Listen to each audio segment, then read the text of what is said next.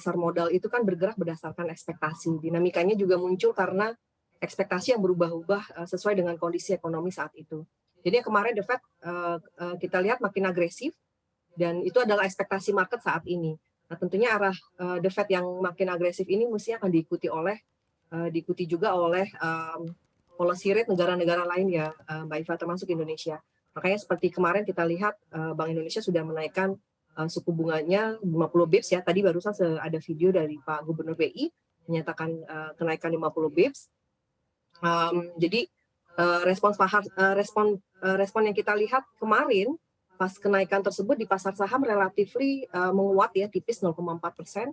Kemudian pasar obligasi relatif stabil.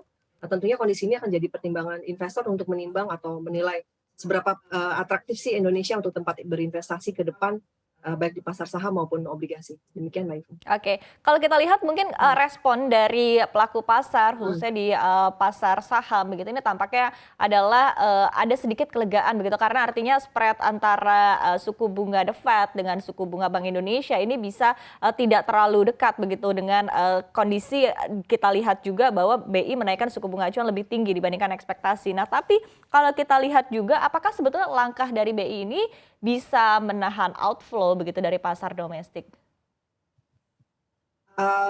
Kalau tentang outflow, mungkin seperti yang tadi kita dengar ya, Gubernur BI kan di video sebelumnya menyatakan benar cukup melegakan ya statementnya Pak Ferry ya, bahwa kebijakan yang diambil sekarang itu forward looking, kemudian preemptif gitu ya Mbak ya, dan itu ditranslasikan dengan kenaikan suku bunga yang cukup mengejutkan di 50 bips di luar ekspektasi market.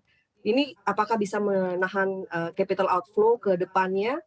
Kalau kita lihat pasar obligasi sih selama ini memang udah kepemilikan asing di obligasi negara kan masih sekitar 14%-an ya, hampir 15%. Sudah cukup minimal, jadi kami pikir untuk outflow dari pasar obligasi mungkin masih akan terbatas. Kemudian kalau kita lihat di pasar saham sendiri, sampai saat ini masih tercatat inflow dari investor asing year to date. Kemudian kita melihat fundamental ekonomi Indonesia relatif stabil dibandingkan sama negara-negara lain di regional.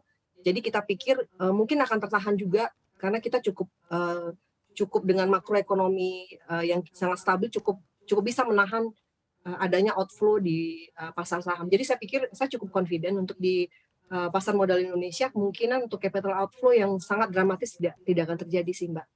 Oke, baik. Dalam waktu dekat ini. Baik, kalau ekspektasi dari para pelaku pasar begitu terkait dengan langkah-langkah yang akan dilakukan oleh Bank Indonesia hingga akhir tahun ini seperti apa? Mengingat tadi angka inflasi masih tinggi, kemudian tapi kita lihat juga begitu bahwa sebetulnya kalau dari angka inflasi ini sendiri juga lebih disebabkan oleh cost push inflation seperti apa?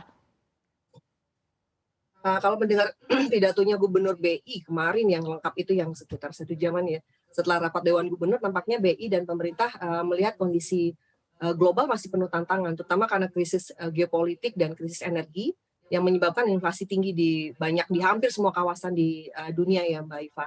Jadi kami pikir itu tantangan global masih cukup tinggi, kemudian juga mempertimbangkan hal itu sepertinya BI juga akan mengambil kebijakan yang cukup agresif ke depannya untuk mengantisipasi ketinggalan atau behind the curve. Seperti tadi Pak Ferry sampaikan, dia akan front loading, forward looking, kemudian preemptif. Kami perkirakan masih akan ada beberapa kenaikan lagi di kuartal keempat tahun 2022 ini, Mbak. Oke, kalau untuk angkanya kira-kira berapa? Karena The Fed juga diperkirakan masih akan terus hawkish ke depannya.